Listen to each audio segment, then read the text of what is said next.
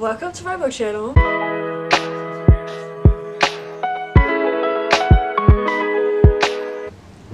I don't exactly know what I'm doing here, so we're just gonna roll with it.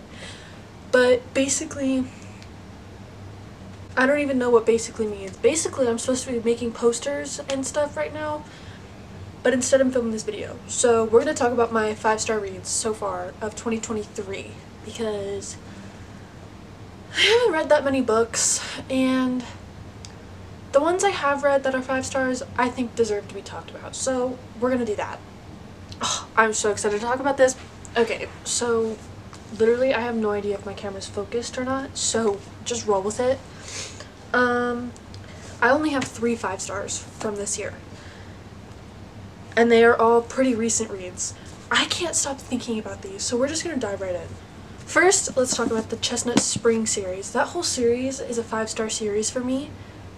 I can't stop thinking about it. However, Flawless and Powerless were not 5-star reads. I adored Flawless. Powerless I struggled with a little bit, but they're not 5 stars like these ones were. So first is Heartless by Elsie Silver, book 2 in the Chestnut Spring series. Cade and Willa, I can't. I literally, oh my god, Willa, okay, first of all, Willa's relationship with Luke, Cade's son, I'm obsessed. I'm obsessed. Normally I don't like kids in books because if it's not done right, then I feel like it just becomes too much. Like the kid's either annoying or just it becomes too focused on the kid. But Elsie Silver outdid herself with this book. I'm literally obsessed with her and her writing. I want to read the Gold Rush Ranch series, but I haven't gotten around to it. Because one, I want to own the special edition covers or whatever. They're so cute. I want to own them so bad. But your girl doesn't have a job, so...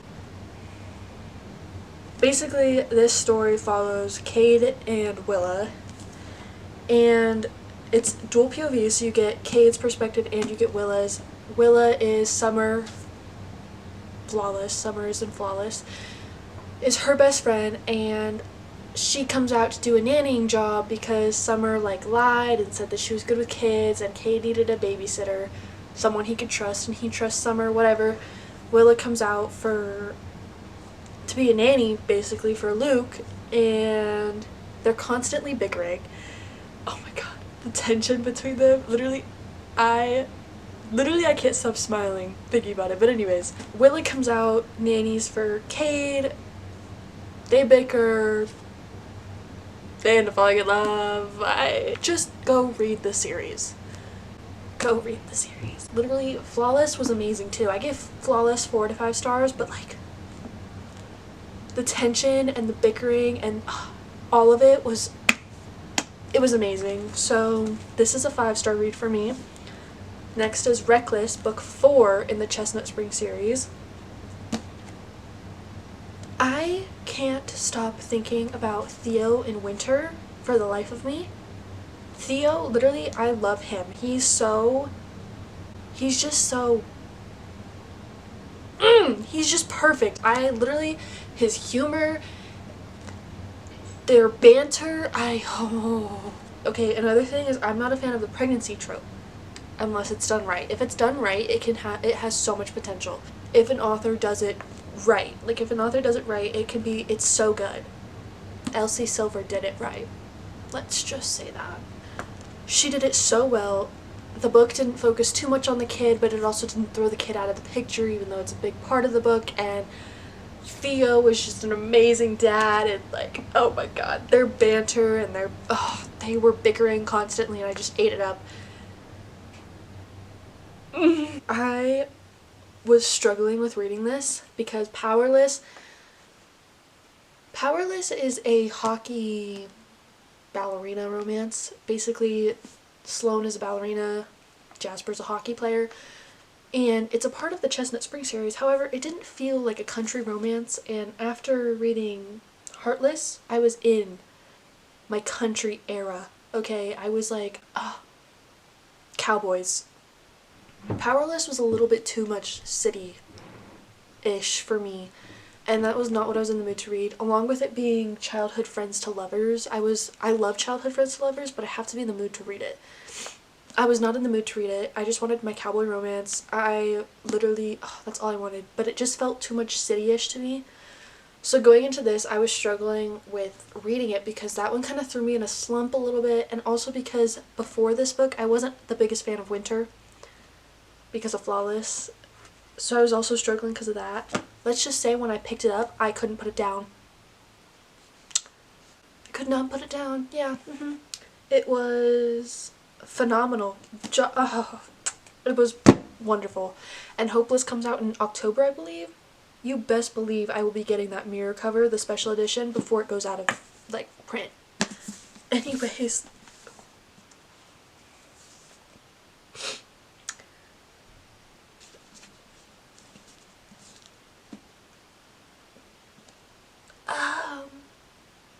Fourth Wing. I'm tearing up just thinking about it. Oh my god. I read this book, hold on, I read this book, I finished it at least 5 days ago. It's all I can think about. It literally consumes every inch of my mind. Like,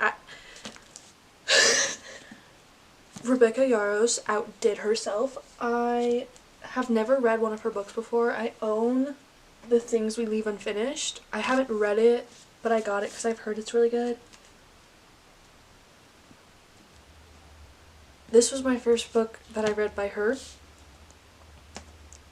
I can't even, like,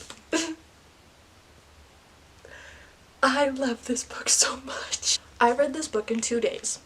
2 days. And let's just say I've never read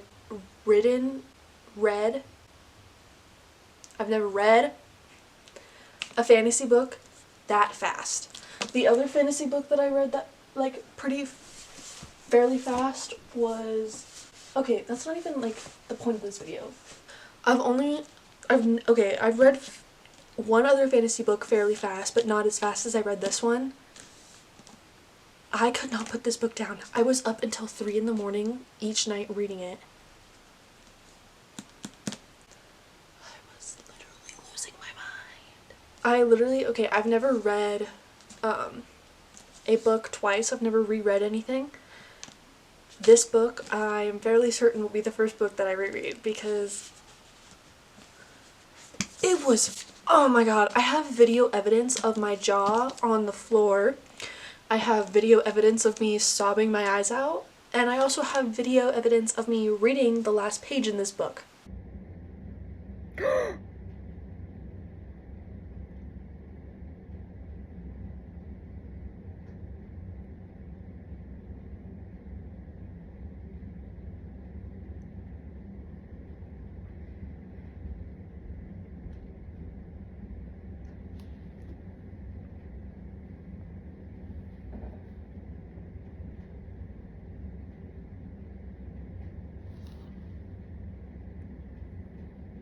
What the?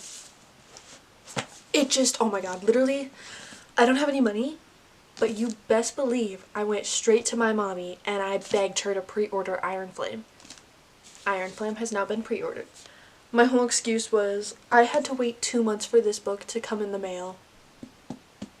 I ordered this off of Amazon when I started seeing it all over TikTok, and it took 2 months to get here. I ordered it when I was in the mood to read it. After that 2 months passed, I was still in the mood to read it, so that says a lot. 2 days. I read it in 2 days. Oh my god.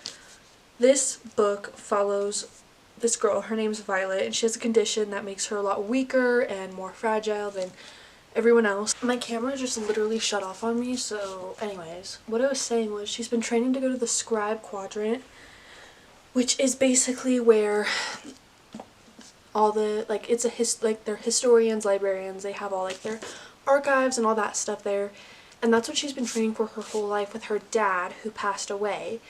And 6 months, I believe, 6 months prior to her, like, to conscription day is what they called it, her mom was like, nope, you're going to the Riders Quadrant because you're a Sorengale and that's what we do. So she had to start training to go to the Riders Quadrant, and she only had 6 months of training under her belt before going in, which is not a lot considering a lot of, like, pretty much everyone who goes into the Riders Quadrant has been training their whole life to be there. So, and I guess I should say, the Riders Quadrant is like the military. They train at this war college, and then on the during the threshing, if a dragon chooses them, they become a rider, then they have to train with their dragons, and then they're sent off to war. And to, like, protect Basgiath, I think is how you say it, but I could be incredibly wrong. Anyways, she had 6 months under her belt of training for that quadrant, and she gets thrown in, and somehow she survives, but then she meets Zayden, and I love Zayden, oh my god. She meets Zayden, she meets all these other people that are her friends, and, like, all this stuff. She survives, she just go read it. Go read it. Go read it. I literally, this book, I keep seeing TikToks, and I'm not going to say what they are because it'll be a spoiler, but if you read it and you know what happens in chapter 36, I keep seeing TikToks of that, and I sob every single time. And I cry like a little baby. But anyways, just go read it. I literally, please go read it.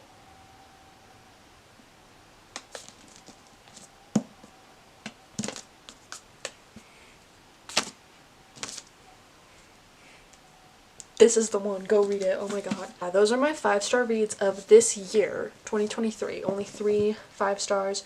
That could switch throughout the rest of the year because it is only July. But, and I also read these, like, fairly recently. But this year has also been filled with a lot of disappointing books, and I could make a video on that.